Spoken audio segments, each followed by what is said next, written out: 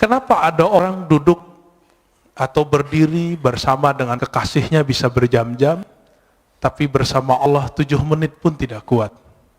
Berarti qalbunya yang ada masalah. Wa idza fasadat fasadal jasadu kulluh.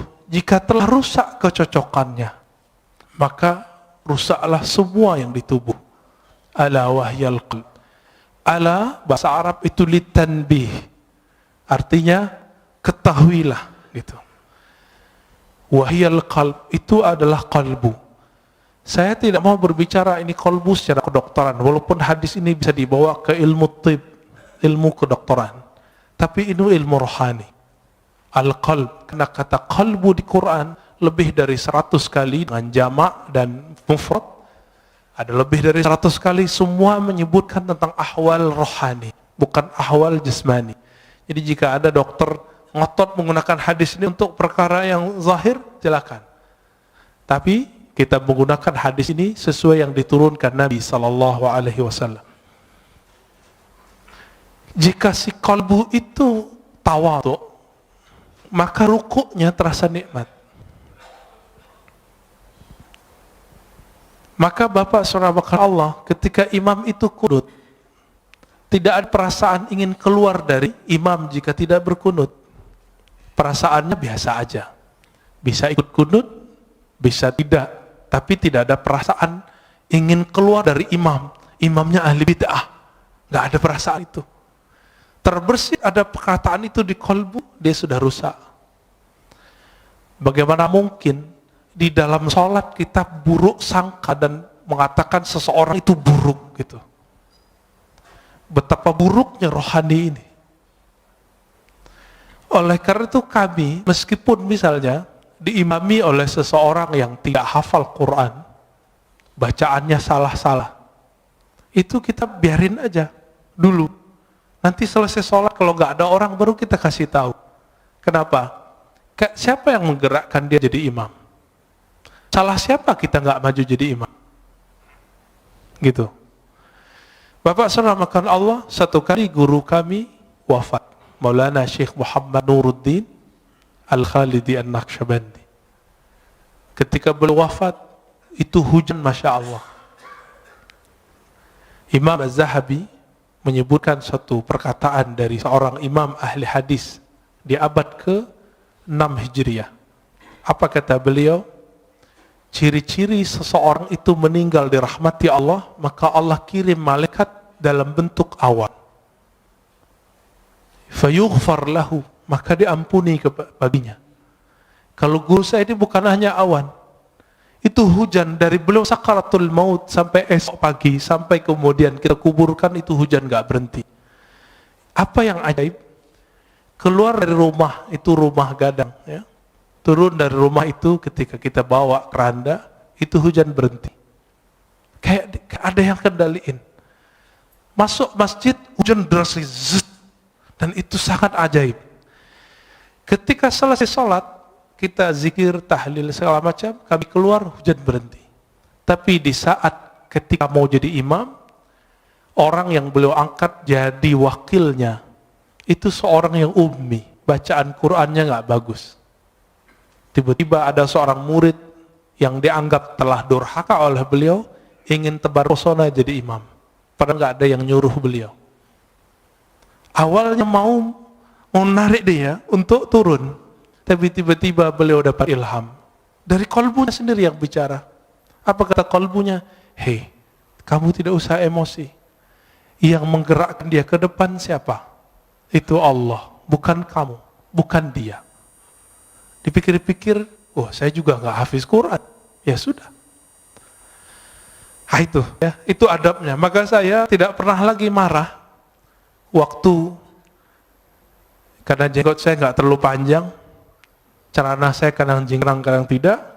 Satu kali di satu masjid kita masuk, semua jamaah udah siap mempersilakan saya jadi imam karena saya ustadz di situ. Tiba-tiba dia nyelonong dari luar masjid, keluar, masuk, dan kita lihat, wow, penampilannya sangat perfect. Celananya jingkrang, jenggotnya panjang, pakai kopiah. Emang sangat perfect. Tapi nggak salam, nggak kalam. Ya udah, akhirnya saya yang qomat. Kenapa? Ingat kalimat yang tadi. Siapa yang menggerakkan dia? Allah. Karena seandainya dia jadi makmum, dia akan benci kepada saya. Dan salah satu imam yang Allah tidak ridhoi jika makmumnya tidak ridho kepadanya, jika ridhonya tidak berkaitan dengan syariat, tidak masalah. Tapi kalau berkaitan, itu bermasalah. Maka kita biarkan. Ya. Saya ikutin aja. Ya. Yang saya lihat bukan dia, tapi yang saya lihat adalah gerakan-gerakan dari Allah Ta'ala. Bapak Ibu Saudara makan Allah, kalau orang begitu, kira-kira kebencian keluar nggak dari kalbunya? Insya Allah keluar ya. Taib. Kembali ke yang tadi. Maka al-a'mal, amal itu masdaruhal qalb. Tempat terbitnya adalah kalbu. Tapi dia butuh bukti. Maka di Quran disebut i'malu fasarallahu a'makum. Beramallah kamu, maka Allah akan memperhatikan amalmu. Pertanyaannya, merasa diperhatikan Allah nggak tadi sholatnya? Berarti sholatnya belum ngamalin ayat ini. Coba, mulai hari ini, beramal itu karena ayat itu. Beramallah kamu, Allah akan pandang amalmu. Tapi apa yang Allah pandang? Maka ditaksis dengan hadis Nabi Sallallahu Alaihi Wasallam, hadis Imam Muslim tadi dan Imam Bukhari juga ada yang semakna, bahwa Allah memandang ke kalbumu. Jadi yang dipandang itu bukan rukuknya, tapi ini yang disebut ahwal dalam rukuk. Mesti rukuk. Yang dipandang bukan sujudnya, sehingga jidat kita mulai sakit ketika sujud lama. Bapak kalau buka kopiahnya mungkin ada hitamnya. Bukan itu yang Allah lihat. Betul, beruntung kalau yang punya itu. Nanti malaikat maut pun mikir-mikir mau cabut. Wah, ini ahli tahajud ini kayaknya ya. Tapi bukan itu yang kita kejar. Kau bisa sembunyiin itu. Kenapa? Karena yang disebut simahum fi wujuhim min atharis sujud, itu artinya efek sujudnya itu terlihat di wajahnya. Apa efek sujud? Ketika orang sujud, dia lebih merendahkan wajahnya, otaknya yang doktor, otaknya insinyur, otaknya yang sarjana, otaknya yang hafiz, otaknya yang pinter itu, dia taruh di mana? Di bawah bokongnya. Di bawah tempat keluar najis semua. Maka orang-orang ini dihina orang tidak akan marah. Kenapa? Dia sendiri telah menghinakan dirinya di hadapan Allah Ta'ala. Bukankah kita, Bapak soft nomor 2, bukankah dibelakangi oleh orang yang soft depan? Itu kita sudah biasa menghina diri. Tapi kenapa kemudian jika disinggung orang sedikit ngamuk? Ini yang tidak wajar di kalbu. Berarti belum salah. Kalbunya belum saleh. Dalam kalimat ini dikatakan, jadi keadaan fisik itu selalu menerjemahkan keadaan kalbu. Jika kalbunya sedang tawadu, dia pasti rukuk. Jika kalbunya sedang bersah diri, pasti dia mengatakan la haula wala quwata illa billah. Jika kalbunya sedang menta'zim Allah, pasti dia mengagumi dan mengatakan subhanallah. Subhanallah itu bukan maha suci, itu terjemahan biasa. Subhanallah artinya maha hebat engkau ya Allah. Bapak saudara makanallah ikhwan akhwat fillah. Oleh karena itu Nabi SAW 13 tahun itu tidak diwajibkan sholat. Coba lihat. Berapa lama Rasulullah berdakwah? 13 tambah 11. 13 tahun gak wajib sholat kecuali sekali semalam. Surat Al-Muzammil. Qumil laila, bangunlah malam hari, itu aja. Meskipun 3 tahun sebelum hijrah, beliau telah dapat kewajiban 5 rakaat, 5 rakaat, beliau belum wajib sholat. Kenapa? Karena Nabi yashtaghil bi amril qalb. Nabi sibuk dengan perkara kalbu. Coba lihat ayat pertama turun. Iqra. Bacalah. Surat Muzammil. Wazkurisma rabbik. Sebutlah nama Rabbmu. Menyebut nama Allah, membaca nama Allah, itu dengan kolbu baru terasa. Ya, baru pakai lisan. Makanya beberapa ulama kita zikir ya Allah, ya Allah, Allah, Allah, Allah, itu ngamalin surat Al-Muzammil itu. Nggak usah pakai dalil-dalil aneh, itu dalilnya. Ini kan susah-susah debat, ya, nyari-nyari dalil. Karena ada ustadz yang mengatakan bid'ah zikir Allah, Allah. Kenapa? Zikir harus dengan kalimat yang jumlahnya kamilah, jumlah mufidah, kalimat yang lengkap. Memang kalimat Allah kurang lengkap.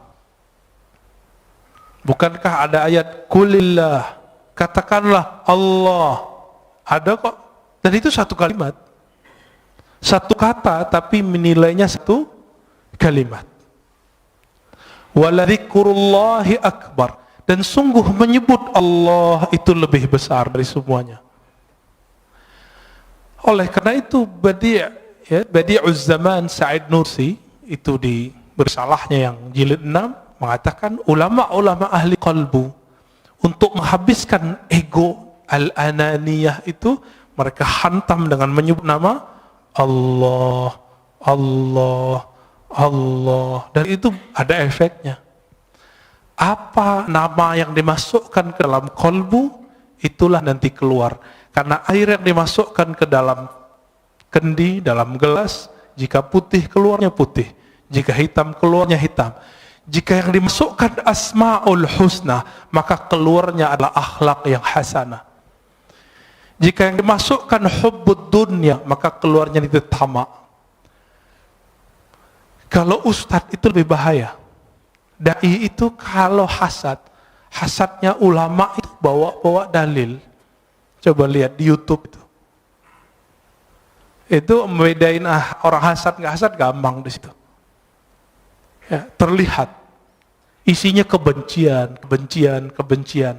Sebanyak itu ayat yang mengajarkan bahwa mukmin itu bersaudara. Ayo cari titik temu. Tapi dia mencari perbedaan. Kita susah-susah untuk mengislah orang, dia bermujahadah, berjuang untuk memecah orang. Kawan kita ada di Meranti sana, namanya Ustadz Fauzi kalau nggak salah. Itu masuk ke suku Akit, suku asli pribumi, untuk mengislamkan orang sana. Tiba-tiba masuk satu kelompok kawan ini untuk nyalah-nyalahin semua. Akhirnya gagal lagi dakwahnya. Tapi kemudian beliau terus, yaitu diangkremin terus kayak ayam. Mereka kan datang cuma sekali, ini datang terus. Bahkan tinggal di situ. Itulah khuruj fisabilillah selama-lamanya di situ. Dia nggak butuh lagi khuruj 3 hari itu. Nggak butuh lagi khuruj 40 hari. Kenapa? Satu nafasnya telah khuruj. Satu nafasnya telah jihad fisabilillah. Siapa yang berani, Pak, meninggalkan tengah kota, pergi ke pelosok, tinggal di situ? Ya, saya pun nggak kuat. Ya, semoga Allah jaga dai-dai kita di pelosok, di perbatasan. Amin ya rabbal alamin.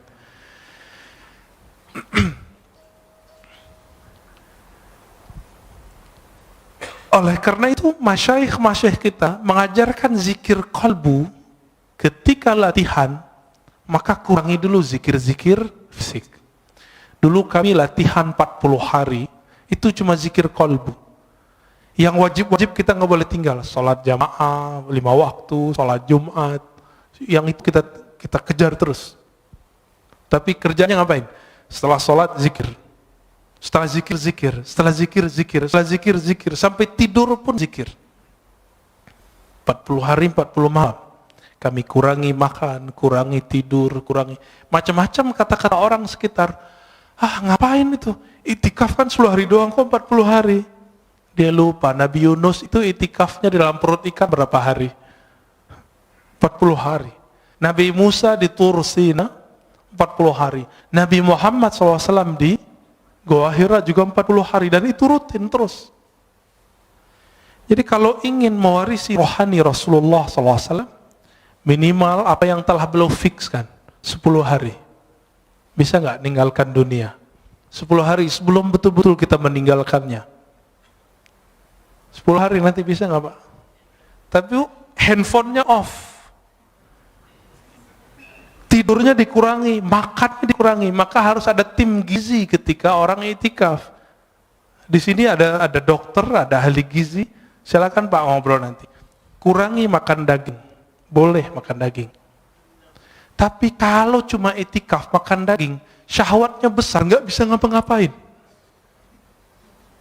Maka disebutkan taklilut ta'am, mengurangi makan, termasuk memilih makan-makan yang ringan-ringan. Maka kami 40 hari itu, sampai hari ke-20 vegetarian. Hari ke-21 baru makan daging. Karena ngobrol dengan dokter. Kata dokter, sel-sel itu kalau nggak dapat daging selama 20 hari, maka dia akan makan yang ada di tubuh. Padahal itu udah tertulis oleh Maulana Khalid Al-Baghdadi dalam kitabnya. Beliau bukan dokter, tahu dari mana coba?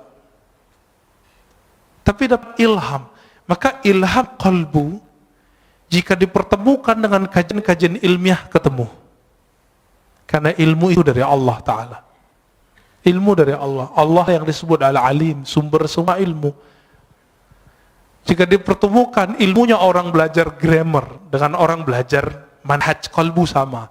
Yang mempertemukan namanya Imam Al-Qushairi, punya kitab judulnya Nahwul Qulub, Nahwul Qalb, Grammar Qalbu. Ada Pak kitabnya.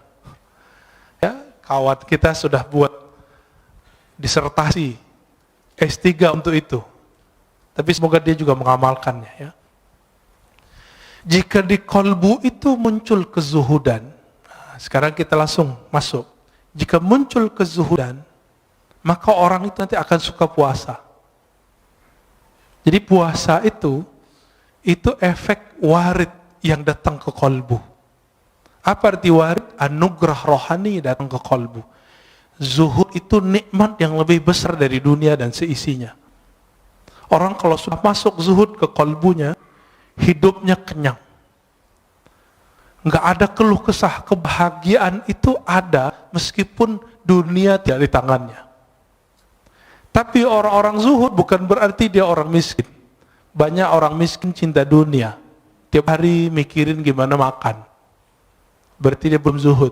Jadi rugi 2 kali, udah miskin gak zuhud. Orang kaya itu paling bisa zuhud karena dunia sudah di tangan. Tapi kalau kolbunya tidak dapat zikir kalbu. Jadi kalbu itu punya zikir. Zikir lidah la ilaha illallah, subhanallah. Zikir qalbu Allah, hu, hay, qayyum. Asma'ul husna itu zikir qalbu. Dan ini harus diambil dari ahlinya. Sebagaimana kalau qalbu kita sakit, kalau badan kita sakit, kita datang ke dokter. Dan masalah kita semua apa? Masalah kita cuma satu, kita nggak adil dengan qalbu. Giliran sakit badan, ya repot kemana-mana. Ini virus corona aja udah ramai kemana-mana ya. Tapi kalau ada virus kolbu, nggak ramai. Udah berapa tahun nggak khusyuk? Udah berapa tahun tidak menikmati baca Quran? Kok nggak datang-datang ke ahli kolbu? Waras nggak sih? Itu adil nggak? Ini yang disebut innallaha yuhibbul muqsitin. Maka Allah sebut orang-orang yang berilmu yang adil itu qa'iman bil qist. Orang-orang yang berilmu itu dia betul-betul adil terhadap dirinya. Kita nggak adil. Cari dunia dari pagi jam 6, pulang pun jam 8, 12 jam. Tapi cari akhirat, kita ajak setengah jam aja bilang apa? Ustadz, saya ini sibuk. Ada seorang ibu-ibu minta diajarkan zikir, kita ajarkan zikir. Terus bilang, Ustadz, nggak ada zikir yang ringan, saya ini sibuk. Saya tanya, ibu umur berapa? 70. 70 karyawati, pragawati. ASN. Enggak, terus apa sibuknya? Bingung juga dia. Berarti selama ini kita ini sok sibuk. Dan semua orang mengundur amalnya sampai dia udah tua. Berarti warid belum datang ke kolbunya. Dia memulai amal selama ini selalu dari zahir, belum dari kolbu. Maka Imam Bahauddin Syah Naqsyaband mengatakan apa? Ketika orang sibuk dengan perkara zahir, maka kajian zikir pertama kami adalah zikir kolbu. Bidayatu tariqatina nihayatut turuq. Awal dari cara zikir kami adalah akhir dari semua zikir yang dipelajari oleh orang-orang di luar. Itu manhaj beliau. Jadi orang kalau sudah sibuk zikir salat baru zikir qalbu. Kalau beliau enggak, qalbu dulu. Kenapa? Ala wahyal qalb. Inilah zikirnya ulama-ulama ahli qalbu. Jika masuk ke qalbu itu al-hirs. Hirs itu ada kesukaan, kerajinan, ya, ada perasaan senang. Maka orang ini akan rajin tahajud, rajin sedekah, rajin semua zikir itu kayaknya ringan di tangannya, ringan di lidahnya. Bapak saudara makan Allah, dulu seorang kawan saya berdoa, Allahumma adim alaina zikrak. Ya Allah, dawamkan zikir kami kepadamu. Saya tegur, jangan doa begitu. Yang Nabi ajarkan, Allahumma a'inni ala zikrik. Ya Allah, bantu aku menyebut namamu. Karena Nabi tidak pernah mengajarkan, ya Allah, dawamkan zikir di kalbu kami. Itu mustahil, kecuali Rasulullah sallallahu alaihi wasallam. Dalam sholat pun kita masih ingat selain Allah Ta'ala. Jika yang datang di kalbu itu syauq, rasa rindu yang dalam, maka orang ini biasanya zikirnya mulai bergerak. Nah, zikir ini yang jarang datang ke kita. Minimal gerak matanya nangis, itu zikir rindu. Jadi rindu itu datang dulu ke kalbu, baru saat dia berzikir ada rasa nangis. Bukankah sebagian Bapak Ibu ketika mendengarkan imam kita tadi sholat, teringat mana? Sudais, ya, semoga Allah muliakan beliau, amin. Kita teringat itu. Bagi mereka yang punya pengalaman sholat di belakang Sudais, dia rindu, dia bisa nangis. Itu baru rindu dengan imam dunia. Imam sholat di Mekah, bagaimana imam al-a'immah Sayyidina Rasulullah SAW. Maka orang ini saat mengatakan Allahumma salli ala Sayyidina Muhammad, air matanya pasti mengalir. Itu yang disebut dalam syair-syair Hisan bin Sabit, kullul qulub, semua kalbu itu rindu kepada Nabi. Tapi bukti rindu itu hanya satu, dumu'ul ain. Ketika air mata itu berkaca-kaca, air mata itu mengalir. Atas dasar itulah ulama kita punya majelis khusus, namanya majelis sholawat, karena itu majelis kerinduan. Imam Ibn Arabi yang disesatkan orang di zamannya, dia jauh dari semua kesesatan itu, karena beliau ahli hadis. Saya S1 meneliti beliau. Ibn Arabi menulis kitab Tarjumanul Ashwaq. Sebelumnya beliau seorang ahli hadis, meriwayatkan hadis dengan sanadnya sendiri sampai ke Rasulullah. Berguru kepada Imam Bukhari di zamannya, namanya Ibnu Asakir, dan Imam Muslim di zamannya, yaitu Imam As-Silafi. Imam Ibn Arabi nulis Tarjumanul Ashwaq, terjemahan para perindu, kalbu yang merindu. Dan salah satunya di situ ada kerinduan kepada Rasulullah sallallahu alaihi wasallam.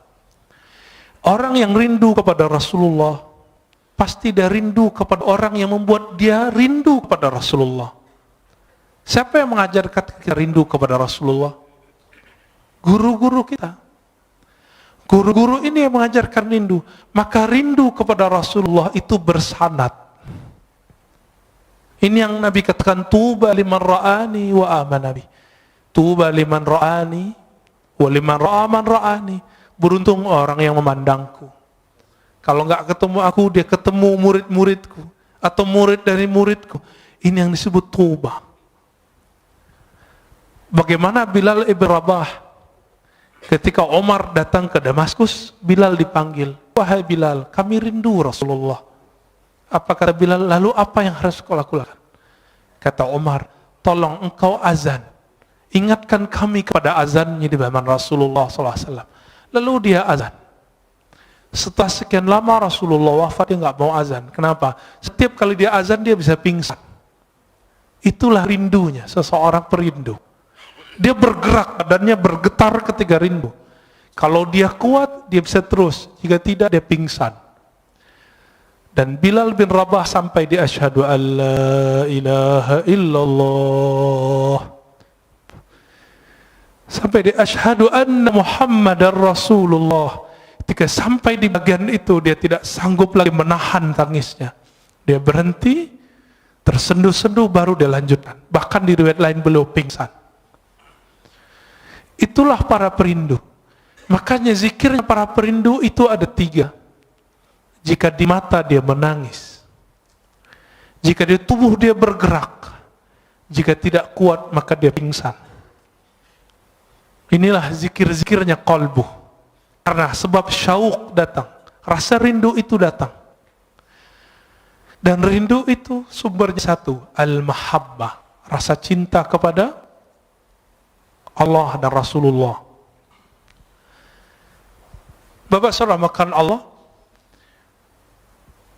terkadang kalau orang rindu itu gombal, benar nggak? Kalimat-kalimatnya aneh-aneh. Dalam ilmu zikir, ilmu qalbu disebut dengan syatahat. Apa arti syatahat? Kalimat yang lompat dari mulut karena gejolak-gejolak rindu dalam kalbu. Jika seseorang merasakan rindu tersebut, maka muncullah syatahat. Inilah yang muncul pada Imam Junaid, Imam Abu Yazid Al-Bustami, bahkan imam seperti Al-Hallaj. Al-Hallaj mengatakan, ma fi jubbati illallah, di jubahku hanya ada Allah. Dia tidak dihukum karena dia ngomong itu, tapi dia ketika mengatakan haji itu cukup di rumah, tapi itu ternyata bukan perkataan dia. Jadi dulu karena buku tidak ada copyrightnya, setelah itu bukunya tentang asrar haji disalin oleh orang tertentu, lalu ditambahkan di situ, haji tidak perlu ke Mekah, cukup di rumah. Ketika dihakimi, dibawa ke pengadilan, Al-Hallaj ditanya, ya Hallaj, haza kitabuk, hei Hallaj, ini kitabmu? Hallaj mengatakan, oh itu judul kitabku, tapi dia tidak tahu isinya. Langsung hakimnya mengatakan, taib, kamu zindik, kamu fasik, langsung divonis esok hari, dipenggal. Al-Hallaj wafat tahun 309 Hijriah.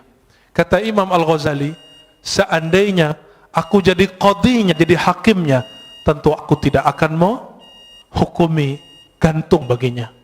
Itu kata Imam Ghazali. Tapi ya sudah, ya. Tilka ummatun qad khalat laha, ya, ma kasabat. Kita lanjut. Sampai jam berapa? Masya Allah. Nanti sholat syuruknya diundur, ya. Ngaji lebih afdal daripada sholat. Imam Ibnu Majah meriwayatkan dari Nabi SAW bahwa mempelajari satu bab ilmu lebih afdal dari sholat 100 rakaat. Ya. Baik. Jika yang muncul di qalbu itu al-khauf, dia juga nangis. Apa arti khauf? Rasa takut. Tapi bedanya, al-khauf ini beda dengan syauq. Jika syauq bikin orang bergetar, tapi kalau khauf tidak, bikin orang diam. Ada lagi raja. Raja itu harap. Jika orang berharap, Allah menerimanya. Bapak saudara makan Allah, kita ini semua punya dosa, benar gak? Mulai dari ujung rambut sampai ujung kaki. Tapi apakah dengan dosa itu kita berhenti beramal? Enggak. Masih ingat Salahuddin Al-Ayyubi? Salahuddin Al-Ayyubi, seorang pejuang hebat, raja di zamannya, sultan, itu pernah meminum khamar. Kata Imam Zahabi dan Siyar A'lamin Nubala, kana yashrabul khamr. Dulu Salahuddin ini enggak sholah, enggak bagus. Ngapain dia? Namanya kan Ayub atau Yusuf, ya. Salahuddin ini dulu suka minum khamar. Orang kalau minum khamar pasti zina. Orang zina ya lanjut judi, semuanya lengkap. Nakalnya bukan main. Maka jangan, kalau ada anak muda hari ini malam-malam kita lewat, dia minum khamar, dia jahat, jangan benci dulu. Siapa tahu nanti dia jadi mujahid fi sabilillah. Jangan benci dulu. Ya, tadi kita pas lagi nyetir, Tiba-tiba ada yang, ya anak orang pakai motor truk-truk, ya, suka-suka dia. Saya mikir, jangan-jangan ini Salahuddin. Menghibur diri. Biar husnuzan, biar gak benci, siapa tahu. Kita punya sahabat, dulu peminum, suka narkobaan, sekarang Masya Allah, amal zikir, banyak. Bahkan ada yang sudah menjadi ustadz, banyak. Ya. Jadi jangan hukumi orang dengan waktu dia bermaksiat. Siapa tahu itu maksiat terakhirnya. Jangan pernah sucikan orang dengan amalnya. Siapa tahu itu amal soleh terakhirnya. Besok dia maksiat terus. Tapi semoga itu tidak terjadi. Maka Bapak Saudara makan Allah, jika di Quran lebih dari 100 kali Allah membicarakan kolbu, kenapa ajaran-ajaran kolbu tidak dominan dalam kajian-kajian kita? Yang dominan apa? Kajian fikih, sunnah, bid'ah. Ingin mempergi kolbu, tapi yang terjadi keras kolbu. Ini coba aja. Kita bertahun-tahun ngaji sunnah bid'ah. Apa yang terjadi? Kolbu keras. Keras bukan main. Karena Rasulullah awal ngajar orang bukan ngajar sunnah bid'ah. Yang pertama diajar oleh Rasulullah apa? Kolbu. Jadi kalau ada orang sibuk dengan sunnah bid'ah, dia salah berguru. Tapi kalau sudah selesai belajar kolbu, baru belajar itu. Jadi saya berbeda sedikit dengan banyak orang. Orang mengira belajar tasawuf itu setelah belajar fikih. Enggak. Bagi saya belajar tasawuf dulu, belajar fikih. Baru belajar akidah lebih awal ya. Akidah, tasawuf, fikih. Kalau enggak, yang terjadi nanti debat. Suatu kali Imam Fakhruddin Ar-Razi, pengarang kitab Mafatihul Ghaib, datang ke seorang ahli qalbu. Lalu ahli qalbu itu menyindir Fakhruddin yang punya tafsir sepanjang tangan saya ini. Namanya Mafatihul Ghaib. Dia mentafsir Bismillahirrahmanirrahim 1 jilid. Ini di sini ayat sudah berapa turun di sini, ya. Tapi beliau mentafsir Bismillah 1 jilid. Sampai sekarang kawan saya ngaji Bismillahirrahmanirrahim 7 tahun belum selesai. 7 tahun Pak belum selesai. Ngaji alif aja lama sekali ngajinya. Sampai betul-betul dikenal. Kenapa Bismillah itu kok diulang-ulang di Quran? Ternyata itulah awal yang ditulis di Lauh Mahfuz. Ketika Allah pertama ciptakan Lauh Mahfuz, apa kata Allah? Uktub. Faqala ma aktub. Qala uktub Bismillahirrahmanirrahim. Hadis sahih Imam Tirmizi. Jadi Allah ciptakan Lauh Mahfuz. Apa arti lauh? Lauh itu seperti kumpulan data. Semua data ada di situ. Data semua dunia dan akhirat. Apa kata Allah? Hai Lauh Mahfuz, tulislah. Lalu dia bertanya, apa yang kami tulis ya Allah? Uktub Bismillahirrahmanirrahim. Maka mengkaji Bismillahirrahmanirrahim, mengkaji semua makhluk. Selesai Pak semua. Rahman itu semua makhluk. Rahim khusus wali-wali Allah. Kekasih-kekasih Allah. Nanti lain waktu cari gurunya ya. Ada yang pakar ilmu ini. Tapi tidak boleh dikaji terlalu luas. Imam Fakhruddin Ar-Razi kemudian bertanya. Ketika disindir. Tafsirmu itu belum apa-apa. Dia kaget. Terus tafsir yang bagus gimana? Dia tafsirlah 1 ayat. Fakhruddin Ar-Razi bengongnya bukan main, lama dia berpikir, loh kok dia tahu makna itu ya? Kok saya udah baca buku, mungkin ratusan ribu lembar dia baca buku, kok nggak paham itu? Akhirnya ditanya, wahai Tuan Guru, apa cara engkau memahami kitab Allah dengan rahasia-rahasia tadi? Apa jawaban sang imam? Wahai Fakhruddin Ar-Razi, utruk ri'asah wazhad anid dunya. Tinggalkanlah ri'asah, kepemimpinan, baik jabatan-jabatan keulamaan, tinggalkan itu dan zuhudlah dari semuanya. Tapi apa kata beliau? Oh kalau itu saya tidak sanggup. Ya sudahlah. Maka tidak turun ilmu itu kepada beliau. Turun ke siapa? Turun ke orang setelahnya. Imam Ibnu Athaillah, inilah kitabnya. Turun lagi ke orang setelah Ibnu Athaillah, namanya Ibnu Ajibah, ya. Ada tafsir qalbu. Semoga nanti ada ahli tafsir yang mengkaji tafsir itu. Amin ya rabbal alamin, ya. Selama ini kita lihat tafsir itu banyakkan hafalan. Ayat ini dijelaskan ayat ini, itu biasa. Itu namanya ilmu munasabat. Ilmu mencocokkan satu ayat dengan ayat yang lain. Kalau cocok, kalau nggak cocok gimana? Karena ilmu cocok logi hari ini betul-betul sangat dahsyat, maka banyaklah ustadz cocok logi. Padahal yang cocok itu adalah ilmu qalbu. Karena Quran itu dia untuk qalbu. Allah itu ketika mengatakan, ya ayyuhallazina amanu, hai orang-orang beriman, iman di mana naruhnya? Di qalbu atau di badan? Di qalbu. Maka Allah sedang berbicara ke qalbu. Lain ketika Allah mengatakan ya ayuhan nas, hai manusia. Ya. Betul qalbu juga, tapi qalbunya belum beriman, maka dipanggil ya ayuhan nas. Berdasarkan beda-bedanya apa yang datang ke qalbu, maka berbedalah amal. Beda apa amalnya? Antara Nabi Adam dengan Nabi Nuh beda nggak doanya? Beda. Nabi Nuh dengan Nabi Ibrahim beda zikirnya. Nabi Ibrahim dengan Nabi Musa beda zikirnya. Nabi Ibrahim apa zikirnya waktu dilempar ke api? Hasbiyallah wa ni'mal wakil. Cukuplah Allah sebaik-baik yang mengurus melindungiku. Itu api zahir. Apalagi api dunia, api syahwat.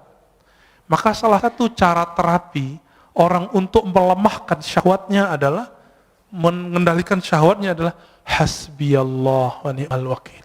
Atau hasbunallah wa ni'mal wakil. Dizikirkan 450 kali setiap hari. Ini zikir yang diajarkan Maulana al-Imam Abdul Hasan Syazili. 450 itu dikit, Pak. Orang bisa handphonean, smartphone, bisa Instagram di setengah jam kok. Baca hasbunallah wa ni'mal wakil itu paling 15 menit beres. Itu qalbu udah kenyang itu. Ini yang diwariskan para nabi. Siapa yang zikir hasbunallah wa ni'mal wakil, dia akan menjadi pewaris Nabi Ibrahim. Siapa yang zikir la ilaha illa anta subhanaka inni kuntu minaz zalimin, dia telah mewarisi rohani Nabi Yunus. Kenapa Nabi mengatakan al-ulama warasatul anbiya? Setiap ulama itu dia mewarisi rohani Pak Nabi. Nabi tidak doktor. Nabi tidak baca kitab. Nabi baca yang di kolbunya. Maka orang yang mewarisi kenabian itu mewarisi kolbu Nabi sallallahu alaihi wasallam. Maka jangan andalkan gelar-gelar kita. Udah lewatin semua itu. Tanya ke dalam kolbu, aku mewarisi Nabi siapa? Dan orang yang disebut kutubul awliya, wali paling poros, yang keberkahan bumi itu karena doa-doanya. Jika Imam Ibrahim bin Adham mengatakan, ya ashabal hadis, wahai ahli hadis, tolong doakan kami. Bikum tudfa'anna al-masaib. Karena kalian musibah-musibah Allah jauhkan dari kampung kami. Oleh karena itu para imam kita sebagai disebut oleh Imam Zahabi mengatakan aqrabut turuq ilallah al-hadis, talabul hadis. Salah satu jalan pintas menuju Allah adalah belajar hadis. Karena Allah belajar hadis nyebut sanad dari fulan, dari fulan, dari fulan, dari Nabi, dari Jibril, dari Allah Ta'ala. Itulah sanad Quran, sanad hadis qudsi, sanad hadis Nabi sallallahu alaihi wasallam. Imam Ahmad mengatakan al-qurbu ila Rasulillah qurbun ilallah. Orang yang punya silsilahnya dekat ke Nabi, dia telah dekat kepada Allah Ta'ala. Maka Bapak Saudara, karena ahwal qalbu itu beragam yang datang, maka di antara ulama itu ada yang ahli ibadah. Kenapa? Yang muncul di qalbunya hirs, doyan ibadah. Nah, ini yang terjadi pada kawan-kawan saya yang senang khuruj, ya, senang wiridan. Jangan salahkan dia, tegur saja dia kalau kelebihan. Ya, mungkin dia beramal tidak dengan ilmunya, dilupa kalau punya anak istrinya, ya, tegur aja baik-baik, kasih nasihat, jangan depan orang. Ketika yang masuk ke kolbu itu asyauq, maka orangnya akan suka berdendang, bersyair, bersolawat. Maka muncullah dalam peradaban Islam Barzanji, muncullah syair-syair Imam Ibn al-Farid, ya, muncul semua itu. Maka syair-syair di Jawa muncul apa namanya, macapat ya, yang mau copot ya, itu yang dari Sunan Kalijaga. Itu wali Allah besar, Pak. Beliau berguru kepada ulama keturunan Samarkand, Syekh Mahudum bin Ibrahim, yang kita sebut dengan Sunan Bonang. Saya ziarah ke kuburan beliau yang di Bawean. Itu yang asli, Pak, di situ insya Allah. Yang di Tuban itu mungkin petilasannya, wallahu alam. Ya. Kalau orang pakai kolbu, dia tahu itu. Ya. Kawan saya tanya, kok aku sering ziarah ke Tuban, kok nggak ada efek apa-apa ya? Biasanya kalau assalamualaikum tuh ada rasanya. Oh, dia lagi nggak di tempat gitu. Akhirnya saya doa, ya Allah tunjukin saya di mana aslinya. Ternyata setelah itu diundang oleh salah satu guru kita, Buya Abdul Halim, ya, yang punya istri di sana. Udah ke sana, Pak? Udah ke sana, Pak, ya. Datang ke sana itu dahsyat sekali. Tapi jangan lupa ziarah, karena di sana manisnya dari situ. Sampai di sana, ternyata Buya Abdul Halim belum pernah ziarah. Saya tanya, Buya, anterin saya ya. Di sini ada 2. Bukan yang di tepi pantai, yang di hutan, saya bilang gitu. Akhirnya kita ke hutan. Enggak, hutan-hutan amat kok, Pak, hutannya kecil kok ya. Masuk dan itu terasa nikmat, terasa ada kontak batin. Karena jangankan para wali, para syuhada pun mereka tidak mati. Wala taqulu liman yuqtalu fi sabilillahi amwat. Dan itu hanya dirasakan oleh ahli qalbu. Cinta itu hanya dirasakan oleh orang yang cinta. Sebenarnya benci dirasakan oleh orang-orang yang hasad. Maka kebeningan qalbu akan bisa merasakan ahli-ahli qalbu. Coba rasain, Pak. Guru kami berpesan makna hadis, zurul qubur fa innaha tuzakkirul maut. Ziarah kubur karena itu bisa mengingatkan kepada kematian. Lintas dimensi, langsung maksudnya. Maka orang yang suka ziarah kubur, rohaninya akan tembus ke dimensi yang lain. Masuk ke alam-alam yang lain. Sadar atau tidak? Tapi kalau udah jauh dari kubur, membid'ahkan kubur, menyebut orang ziarah kubur, kuburiyun, maka siap-siap kamu nanti ketemu Rasulullah. Rasulullah akan memarahi dan menghardikmu dan mengatakan, aku sayyidul kuburiyin. Akulah orang yang paling sering ziarah kubur. Nabi ziarah kubur kapan, Pak? Malam. Dan hampir setiap nginep di rumah Aisyah radhiyallahu taala anha. Berani bilang Nabi sayyidul kuburiyin, penyembah kubur. Hati-hati. Pemuja kubur, hati-hati. Semua yang kamu lafazkan Allah hisab. Kalau kolbu nggak nyampe, nggak usah ingkar. Imam Sya'rani telah nulis berkali-kali kata beliau, kalau kamu tidak faham, jangan ingkar. Sekali kamu ingkar, haramallahu alaika. Allah haramkan bagimu untuk merasakan itu. Makanya kalau udah benci sama kita, benci sama kajian kita, nggak nyaman, Pak. Langsung keluar. Ngelihat imam kita doa aja langsung keluar. Nggak bisa husnuzon, nggak bisa menikmati perbedaan faham. Betapa sempitnya kalbu, padahal kalbu itu lebih luas dari dunia dan seisinya. Hadis meskipun dhaif, tapi ulama mensahihkan maknanya. Mawasi'ani ardi wala samai. Aku ketika memandang ke langit dan bumi tidak sanggup menahan pandanganku. Itu yang disebut Allah ketika memberikan amanah kepada langit dan bumi, semuanya nolak. Inna wasi'ani, yang sanggup menerima pandangan itu adalah qalbu abdi al-mu'min, qalbu hambaku. Ada kalimat hambaku di situ, al-mu'min, yang dia beriman. Makanya orang-orang yang beriman ini qalbunya lapang, hidupnya tenang, pikirannya masya Allah, ya, nggak ada kepanikan di qalbunya, ya, nggak rusuh. Bapak saudara, karena Allah, maka di antara mereka ada yang zuhud, karena yang datang kalbunya kebencian dunia. Di antara mereka ada yang muridin, ada yang wara, ada yang arif. Puncaknya nanti arif. Nanti tanyalah ke Kiai Ahmad Shadiq, itu arif itu apa sih? Atau ke kiai-kiai yang lain, ada siapa? Kiai Luqman ngajar di sini juga. Ya, Kiai Luqmanul Hakim. Nah, itu orang-orang ahli kolbu semua. Sebenarnya beberapa banyak masih ahli kolbu. Silakan dicari sendiri atau tanya ke ahli kolbu siapa mereka. Ya, ini belum selesai sebenarnya, tapi udah cukup lah ya. Mau ada tanya jawab? Oke. Orang yang nanya itu lagi ya. Silakan Pak.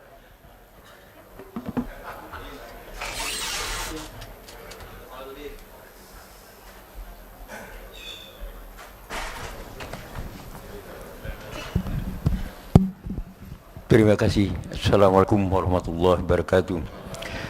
Yang pertama, ini masalah kolbu ini. Saya berusaha pernah mendengar bahwa Al-Fatihah itu adalah obat dari segala penyakit. Sehingga begitu bangun tidur, pengen minum, ditiupkan Al-Fatihah. Tapi ada yang mengatakan dari segi medis meniup makanan itu adalah tidak baik. Jadi bagaimana kontradiksi dari satu? Dan yang kedua, satu dulu Pak. Kejawab nanti ya. Antara ahli medis dan ahli kolbu itu yang beda mazhab.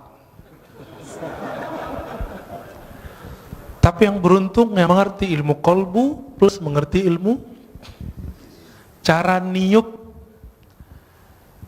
Orang baca Quran niupnya bukan gitu Pak. Ada caranya. Mau diajarin Pak. Bahasa Arabnya yanfuth. Yanfuth. Gitu beda. Itu bukan tiupan. Itu mindahin CO2 itu. Yanfuth itu tiupan yang tidak ada rasa geraknya.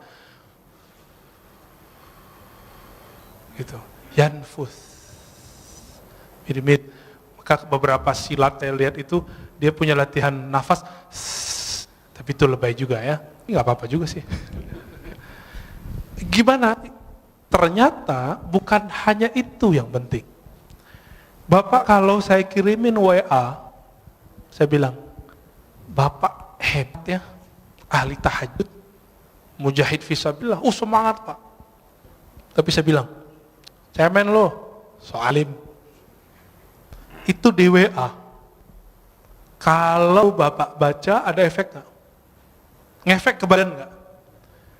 Waktu pengurus diteror waktu 2 tahun lalu, atau 3 tahun lalu, karena mencoba menetralisir kajian, itu WA bikin rusuh itu Pak, bikin gundah. Benar nggak? Kalimat-kalimat itu punya energi kalau dibaca. Apalagi kalau dilafazkan, apalagi kalau dihembuskan. Kenapa? Karena energi-energi yang ada di situ dia bisa tersimpan. Coba lihat flash disk. Dia bisa nyimpan data, handphone bisa nyimpan data, maka semua benda-benda itu bisa nyimpan energi, data-data itu.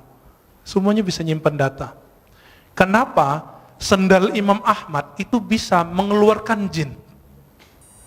Seorang laki-laki datang, ya Ahmad, ya Aba Abdullah, anakku, putriku sering kesurupan, kayaknya dipaksa nikah tuh kayaknya. Rata-rata kesurupan, survei kita 70% survei langsung. Itu karena stres, ditekan. Di pesantren, kalau pesantrennya terlalu keras, kurang menikmati anak kita di kesurupan Pak. Di asrama, di sekolah, apalagi dipaksa nikah sama. Dipaksa kerjaan sama, atau lagi pergi berkemah itu ada tekanan. Nanti orang itu seruban. Itu stres. Tapi kalau ini bukan, ini gangguan sihir. Udah stres, kemasukan jin. Apa katanya? Maaf saya lagi sibuk. Ini sendalku, tolong bawa, ketuk aja kepalanya, jangan digambar gitu ya. Ketuk kepalanya. Akhirnya dia datang pulang, dia ketuk kepala si putrinya. Langsung sembuh. Apa hubungannya sendal lama? Jadi ulama-ulama ahli kolbu itu untuk mengurus orang kesurupan nggak perlu baca ayat Pak. Karena dibacain ayat, jinnya juga hafiz. Diulang lagi hafalannya semua. Dia butuh memori-memori kolbu yang tersimpan di situ. Maka caranya bukan dihembus, gitu Pak ya, ditiup. Ini saya tunjukin. Kita baca misalnya, Bismillahirrahmanirrahim. Gitu aja. Dia cuma transfer data aja. Data kalimat Al-Fatihah dipindahin ke situ. Diiktikadkan, ya Allah, tolong turunkan keberkahan Fatihah ke Abu Sa'id Al-Khudri udah bertahun-tahun diajarkan Al-Fatihah oleh Nabi. Tapi satu kali sebelum pulang, Nabi panggil, ya Abu Sa'id, nanti sebelum pulang kamu temuin saya. Karena dia punya bakat ngobatin. Gak semua orang punya bakat ngobatin, Pak. Jadi Bapak ini kalau gak punya bakat ngobatin, walaupun hafiz Quran, apalagi cuma hafil qul huwallahu ahad, jangan coba-coba ngeruqyah. Abu Sa'id orangnya berani, nekatan orangnya. Apa kata Nabi? Nih, saya kasih kamu hadiah. Ditunggu-tunggu ternyata yang dibaca Nabi apa? Al-Fatihah.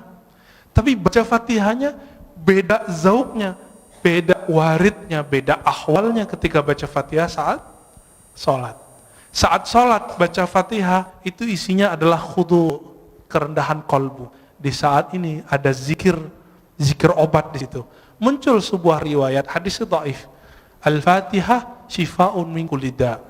Fatihah itu obat segala penyakit. Hadis dhaif, tapi Imam Ibnu Qayyim, murid Ibnu Taimiyah, Imam Salafi mengatakan apa? Ini mujarab. Fatihah itu mujarab. Benar Pak, mujarab Pak. Cobain aja Pak. Terus gimana lagi setelah ditiup? Tutup dengan salawat Allahumma sholli ala Sayyidina Muhammad wa ala ali Sayyidina Muhammad. Lalu minta doa, ya Allah, berkahi air ini, jadikan dia obat untuk tubuhku, badanku. Gitu Pak. Jadi jangan pindahin CO2-nya. Oke? Ya. Yang kedua, satu lagi aja. Tambuh. Tambuh cia.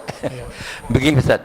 Jadi di dalam kita menetralisir diri ini, kami sering praktik bahwa menangis itu adalah lambang kecengengan. Jadi kami berusaha untuk tidak menjadi orang cengeng bagaimanapun perasaan, untuk berusaha tidak menangis, sehingga memang sulit untuk menangis. Sedangkan dikatakan kamu membaca Al-Quran itu cobalah menangis, kalaupun tidak bisa menangis berpura-pura menangis. Nah, kontradiksi lagi. Bagaimana Ustaz? Makasih.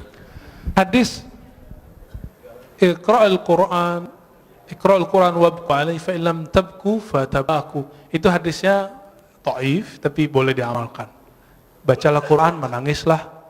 Jika kamu tidak sanggup menangis, maka kenapa susah nangis? Karena nggak pakai kolbu. Coba urus dulu kolbunya. Nanti Pak, kami 40 hari, saya cuma diizinkan sebelum maghrib baca Quran sama guru saya. Kamu obatnya sekarang kolbu dulu. Fatihahnya ayat yang lain nanti aja dulu. Dosisnya nanti.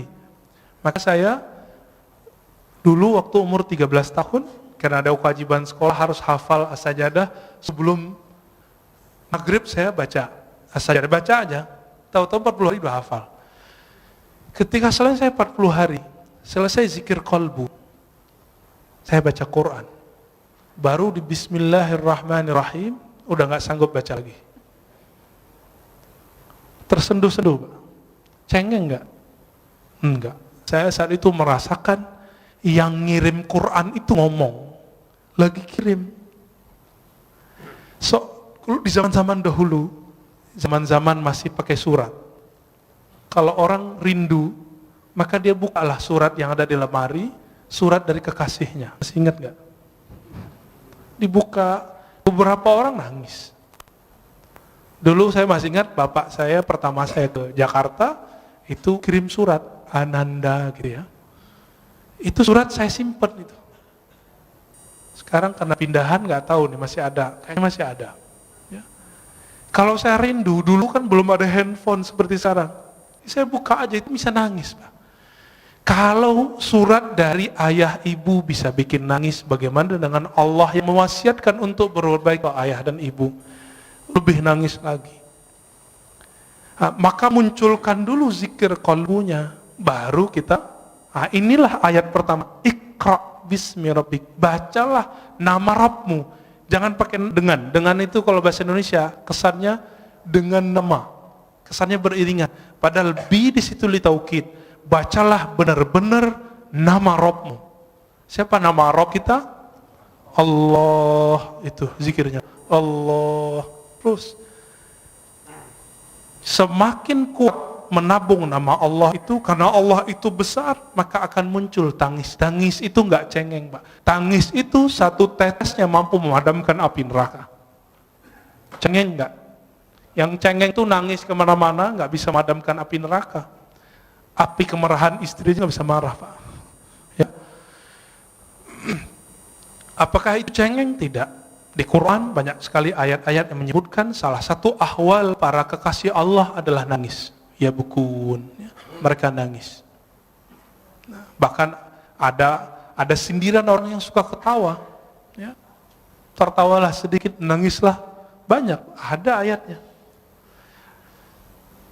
Ini terakhir, Pak. Imam Al-Hafiz Abdul Awwal Abul Waqt As-Sijizi Al-Harawi, guru dari Ibnul Jauzi, guru imam ahli hadis, pakar hadis palsu, didatangi oleh seseorang. Dia pengarang kitab Al-Ba'un Al-Buldaniyah. Ketika dia datang, dia bilang, wahai tuan guru Abul Waqt Abdul Awwal, aku sudah lama ingin ngaji kepadamu, dan aku beruntung dapat keberkahan semajlis denganmu. Mendengar itu, Imam Abdul Awwal langsung nangis. Apa kata beliau? Lau arafta, kalau engkau mengenal aku, mazurtani, engkau tidak akan ziarahi aku. Kalau engkau tahu aibku, engkau tidak akan memandang keberkahan ada padaku. Lalu beliau nangis dan semua yang hadir nangis. Apa kata beliau? Kami dapat hadis, ribuan kali dapat hadis, tapi kalimat yang barusan kami dengar lebih kami suka dari semua hadis yang selama ini kami dengar. Baru sebutkan hadis. Dikasih makan nggak mau makan beliau. Kenapa? Sudah nangis duluan. Jadi majelisnya ahli qalbu dari dulu itu nangis. Dan Imam Abdul Awwal ketika sakaratul maut, murid-muridnya ngumpul.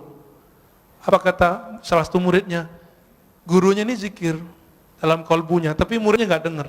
Kata si murid yang agak kurang sopan, si muridnya dapat hadis, lakinu mautakum la ilaha illallah, talkinkan orang yang sakarat la ilaha illallah. Wahai tuan guru, baca la ilaha illallah, kata si murid. Apa kata gurunya? Aku sudah di dalamnya, ngapain kamu tegur-tegur lagi? Aku lagi asik, jangan diganggu lagi. Lalu terus menyebut Allah, ya Allah. Dan ketika Allah itu terus dibaca dan belum meninggal dalam keadaan menyebut ya Allah. Udah. Inti la ilaha illallah di mana? Allah. Kalau enggak ada kalimat Allah, ada enggak la ilaha illallah? Nah, inilah talqin pertama yang saya dapat dari guru saya, Syekh Muhammad Nuruddin, yang tadi saya cerita di awal. Yang ketika beliau wafat jadi hujan lebat. Apa kata beliau? Zikir itu intinya satu, Allah. Kan semua zikir Allah melahirkan la ilaha illallah paling tinggi. Lalu bawahnya Allahu Akbar. Lalu bawahnya Subhanallah. Lalu bawahnya Alhamdulillah. Lalu di bawahnya la haula wa quwwata illa billah. Semuanya Allah, Allah, Allah. Maka kalau zikir nggak ada Allahnya, zikirnya hampa. Maka mulai dari zikir kolbu, insya Allah kolbunya selamat. Nanti Bapak bisa nangis, Pak. Ya. Ada lagi? Ini khusus majelis senior nih ya, pantasan remisa buat majelis senior. Bismillahirrahmanirrahim. Ustaz, Ya. Assalamualaikum warahmatullahi wabarakatuh. Assalamualaikum warahmatullahi. Saya pagi ini dapat guru kolbu nih. Alhamdulillah. Ya, alhamdulillah. Guru Bapak di samping, Pak. Ini saya kenal beliau 40 tahun yang lalu, Pak. Yang ahli kolbu beliau, Pak. 40 tahun yang lalu bersama beliau saya. Alhamdulillah. Ustadz Siregar. Ya. Beliau masih bujangan waktu itu, Pak. Ya. Sekarang istrinya masih satu, Pak. Satu, alhamdulillah. Ya. Putranya satu. Tadi saya sempat ngobrol sama beliau, luar biasa. Tolong Pak, pada saat Pak Ustaz menemukan belajar kolbu itu, siapa cerminnya? Sekian, wassalamualaikum warahmatullahi wabarakatuh. Ini tanya bertanya itu, Pak ya. Saya jawabnya dua. Tapi itu tergantung makomnya kita. Maka yang Bapak rasakan, yang guru Bapak katakan sebelumnya, itu belum tentu yang saya dapatkan. Oke? Kalau secara ilmu hadis, al-mu'min mir'atul li akhihi. Mukmin itu cerminan bagi saudaranya. Itu secara hadis. Tapi secara ilmu qalbu, cerminan hakiki itu adalah nur Muhammadiyah, nur Rasulullah sallallahu alaihi wasallam. Disitulah orang bisa bercermin. Orang bercermin ke Nabi itulah yang disebut bersanad. Kalau dia tidak punya cerminan ini, nggak punya sanad ini, dia tidak bisa memantulkan cahaya Allah tabaraka wa ta'ala. Kenapa Rasulullah cerminannya? Karena Rasulullah yang paling lengkap mewarisi, dapat memantulkan semua asmaul husna. Ada masuk air putih, keluar air putih. Masuk nama Ar-Rahman, maka muncullah kesayangan Rasulullah ke semua umat. Itulah wa ma arsalnaka illa rahmatan lil alamin. Muncul Ar-Rahim, maka Nabi SAW mencintai. Itu surat laqad ja'akum Al-Bara'ah ayat terakhir, bagian 2 terakhir. Wabil mu'minina ra'ufur rahim. Wabil mu'minina ra'ufur rahim. Kawan Hal-Hallaj, tapi beda mazhab, beda tariqah. Namanya Imam Ash-Shibli. Beliau itu ketika wafat dapat kabar dari seseorang. Seseorang ini memuliakan imam ini. Lalu ditanya, dalam mimpi orang ini bertemu Rasulullah. Wahai Rasulullah, kenapa engkau memuliakan si Shibli? Apa jawaban Rasulullah dalam mimpinya? Bagaimana aku tidak memuliakannya? Dia telah menjadikan aku cerminannya. Setiap selesai sholat dia berikan, laqad ja'akum rasulun min anfusikum azizun alaihi ma anittum harisun alaikum bil mu'minina raufur rahim. Allah sebut Nabi dengan namanya. Rauf itu nama Nabi, nama Allah. Rahim itu nama Allah. Allah jadikan Nabi itu jadi cerminnya. Maka siapa yang bercermin bersenat kepada Rasulullah, kalbunya bercahaya. Maka ketika orang sholat Allahu Akbar, dia harus bercermin Rasulullah di depannya. Tapi siapa yang bertemu Rasulullah? Yang bertemu Rasulullah roh.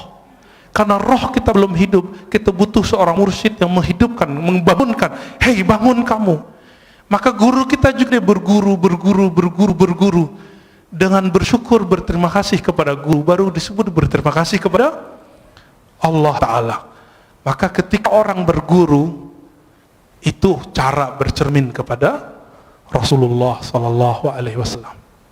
Itu yang saya dapatkan. Mungkin yang Bapak dapatkan, guru Bapak dapatkan beda, ya. Tapi kalau ilmunya dari Allah pasti sama. Pasti sama. Beda-beda ibarah. Ya, Ustaz, singkat aja. Okay. Assalamualaikum Ustaz. Terakhir Pak ya. Iya Ustaz. Ustaz, apakah betul Ustaz Ya. Nabi Ibrahim alaihissalam itu dibakar? Kan sifat api itu diambil sama Allah menjadi dingin. Jadi pertanyaan saya ini Ustaz, betul nggak situ ibu-ibu yang sedang masak itu masakannya tidak ada matang karena sifat api ditarik sama Allah? Oke. Itu terima kasih Ustaz. Jangan dipakai lagi Pak ilmu itu ya. Jangan dipakai lagi zikir itu. Zikir itu kata Imam Abu Ali Ad-Daqqaq kasilah, seperti pisau, seperti senjata. Sampai di tangan wali jadi karamat, sampai di tangan fasik jadi sihir. Sama-sama zikir. Sama-sama zikir. Sampai dia orang nakal jadi pelet. Sampai dia orang tamak, maka waqiahnya bukan untuk ketemu Allah. Waqiahnya supaya ngumpulin harta. Dia rajin waqiah, rajin haji umrah. Sekarang umrah udah nggak boleh. Mau minta ke siapa lagi? Ini mau proyek nih, umrah dulu nih. Sekarang Allahnya nahan dulu, gak usah khawatir ya. Kita sedih, tidak ada orang umrah. Dalam sejarah umat Islam itu udah biasa. Bedanya dulu kaum Tartar datang nyerang, gak ada umrah, gak ada haji. Kalau sekarang yang nyerang virus ya, corona.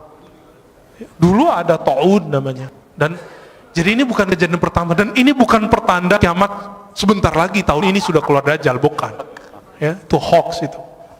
Kalau ya dari dulu dong keluar Dajjalnya. Majelis kita jangan dirusak oleh hadis-hadis palsu.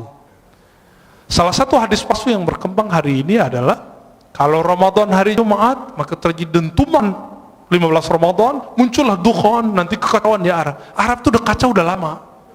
Setelah Nabi wafat, para sahabat Khulafaur Rasyidin meninggal. Itu Arab sampai hari ini kacau. Gak berhenti Bapak baca sejarah. Saya hobi baca buku-buku sejarah. Kitab Al-Bidayah wa Nihayah Ibnu Katsir 14 jilid kita khatamkan karena kita tahu kapan saja ada konflik. Ibnu Khaldun, ya, Rihlah Ibnu Battuta, Tarikhul Islam Ibnu Zahabi sama menyebutkan tahun yang sama, gak beda. Jadi nggak usah khawatir, insya Allah nanti Allah angkat, ya Allah marfa'anna. Maka doa kunut sekarang hampir wajib. Namanya kunut subuh plus nazilah. Ya, kalau bisa ditambahkan kepada imam, tolong kasih tahu, Allah fa'idfa'annal bala wal waba. Ya Allah, tolak bala dan wabah dari kami, wabah virus. Ya, insya Allah Allah jauhkan. Jadi kalaupun flu, insya Allah nggak corona Pak, insya Allah ya. Kalaupun kena, waqina syarra ma qadait. Apa arti waqina syarra ma qadait? Kalaupun kami kena, tapi tolong haluskan kenanya ya Allah. Insya Allah nggak parah. Kalaupun parah, Allah ambil nyawanya langsung biar nggak susah hidupnya. Gitu. Jadi jangan diamalin lagi Pak ya. Ya. Kalau ada teman Bapak kasih tahu, jangan coba-coba pakai zikir itu untuk menahan biar ibu-ibu nggak matang. Biasanya itu kalau orang ke resto tuh ya, dikerjain dapurnya. Di kampung saya dulu banyak. Sekarang orang-orang udah banyak yang soleh Pak. Ya.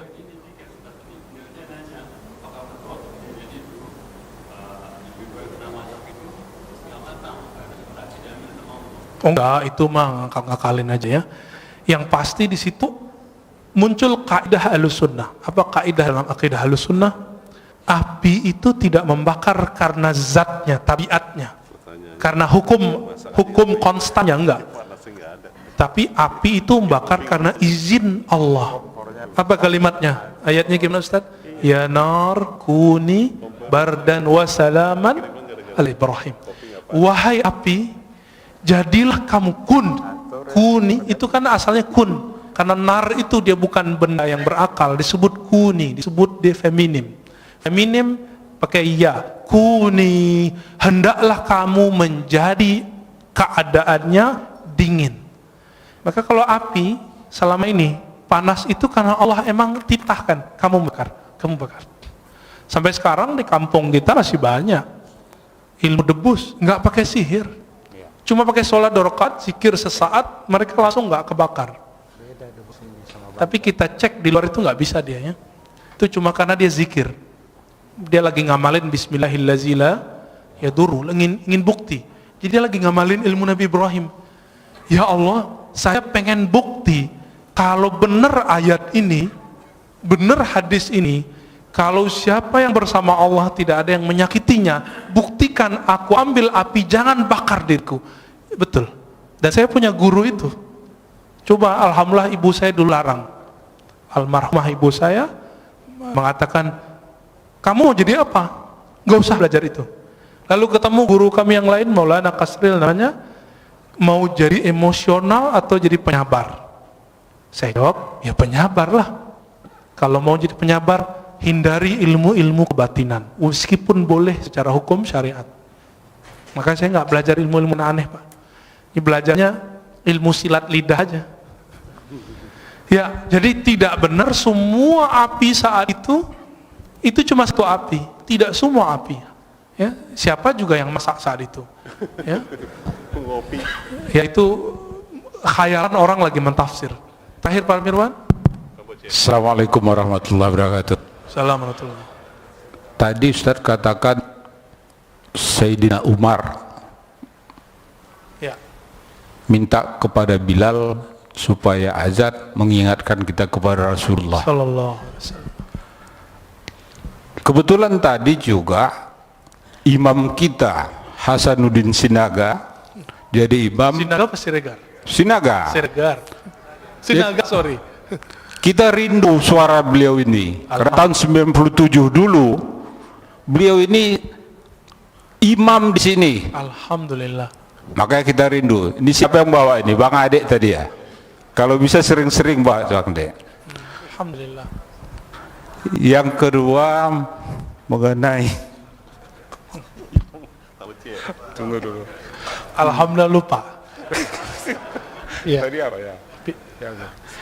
mengenai suluk tasawuf di kampung saya itu banyak, Ustaz. Oh iya. Cuma kami dulu sebagai pemuda menganggap ini ilmu Apa ini? apa ini pelajarin ini. Nah, setelah di Jakarta ternyata Pak Ustadz memberikan yang sebenarnya, ya bagaimana ilmu itu dilakukan, sehingga Pak Ustadz yang masih muda, masih seumuran saya, tapi emosinya tidak tinggi, sementara saya masih meletup-letup ini. Gimana kira-kira Ustadz? Demikian. Assalamualaikum warahmatullahi wabarakatuh. Assalamualaikum warahmatullahi wabarakatuh. Betul, orang berguru, berlatih, bersanad, istiqomah, dia melewati umur fisiknya. Maka guru-guru kami, di mudanya mereka sudah jadi syekh. Syekh itu artinya orang tua. Dan saya dikasih gelar syekh oleh guru saya umur 27. Umur saya sekarang 34. Jadi masih jauh dibandingkan imam kita. Tapi umur 12 tahun saya sudah belajar zikir, alhamdulillah. Umur 13 kita riyadhah. Dan riyadhah itu latihan itu, riyadhah artinya latihan yang berulang-ulang. Kami kerjakan sampai hari ini. Sampai hari ini. Kami nggak perlu banyak-banyak ilmu, dikit tapi kami amalkan. Zikir itu dari pangkal sampai ujung, zikir intinya cuma Allah. Maka kami zikir Allah setiap hari. Itu aja setiap hari. Guru saya mengatakan, hei, kamu mau bahas apa saja, semua wali zikirnya ini. Betul, kita udah ketemu banyak wali-wali Allah, dan semua zikirnya ini. Gak lepas dari nama ini. Dan ternyata inilah warisannya Nabi Muhammad SAW, yang orang banyak lupa. Orang kalau nuzul Quran cerita apa, gak cerita zikir. Ya. Orang cerita zikir, bahasnya sunnah bid'ah lagi, gak jadi zikir-zikir. Ya. Yang di kampung bapak itu, bapak yang Aceh kan, ya, itu ada Syekh Muda Wali. Syekh Muda itu gelar khas orang Sumatera Barat. Jadi orangnya masih muda, dia disebut Syekh tapi muda, maka disebut Syekh Muda, Syekh Muda Wali. Tapi tinggal di Aceh, orang Jamek, tamu orang Aceh. Tapi mereka entah lebih tua dari orang Aceh, Pak. Karena orang Aceh kan campuran. Ada yang India, Pakistan, bahkan macam-macam di situ. Arab apalagi. Jadi kalau orang Aceh rasis nggak boleh. Kenapa? Semua kita pendatang di tanah ini. Siapa yang tahu kita ini asli Jawa, Sunda, Padang, Kalimantan? Siapa yang tahu? Dicek genetiknya, ternyata wong Cino. Ya, ini matanya mata sipit-sipit semua. Tapi benci Cina kan aneh. Benci Arab, ternyata hidungnya ada sedikit Arabnya. Tuh. Jadi kita nggak boleh rasis. Nah, baca Al-Hujurat berkali-kali, lita'arafu. Nggak boleh di situ rasis. Bapak saudara maka Allah, Syekh Muda Wali itu dulu belajar ke Syekh Hashim Buayan. Seingat saya ya, beberapa syekh-syekh yang lain, kemudian langsung ngambil ke Jabal Abi Qubais di Mekah. Jadi dulu orang kalau mau suluk, itu itikafnya 40 hari. Di sekarang yang jadi istananya raja, keluarga-keluarga pangeran itu. Depan Masjidil Haram itu ada Jabal Abi Qubais. Dulu di situ mereka latihan zikir. Semua tarekat di situ. Terakhir yang masih mengijazahkan tarekat di sana itu Syekh Muhammad Yasin Al-Fadani. Beliau menyimpan 66 tarekat. Bukan 40, 66 tarekat, dan masing-masing tarekat beda suluk. Nah, kembali ke yang tadi, ini kesimpulan kajian tadi. Kenapa tarekat itu banyak? Karena rahasia datang ke kolbu itu beda-beda. Warisan yang dia dapat dari Nabi pun beda-beda. Tapi zikir yang paling tua yang kami tahu cuma dua. Subhanallah, Allah, la ilaha illallah. Itulah kata Nabi Musa. Nabi Musa mengatakan, ya, ini sebagai ikhtitam kita, ya Rob, ajarkan aku satu zikir yang spesial. Apa kata Allah? Qul la ilaha illallah. Lalu kata Nabi Musa, ya Allah, ini kan zikir semua orang zikir ini. Apa kata kata Allah Ta'ala? Hei Adam, hei Musa, inilah la ilaha illallah, zikir yang dipakai oleh hamba-hambaku yang spesial, yang dari dulu Nabi Adam sampai ujung nanti akhir kenabian, akhir kewalian, semuanya zikirnya la ilaha illallah. Maka dikatakan dalam hadis tentang Mahdi, setelah selesai Mahdi meninggal, Nabi Isa wafat, zaman berubah. Orang hanya tahu satu kalimat, mereka nggak tahu lagi sholat, haji, umrah udah nggak tahu.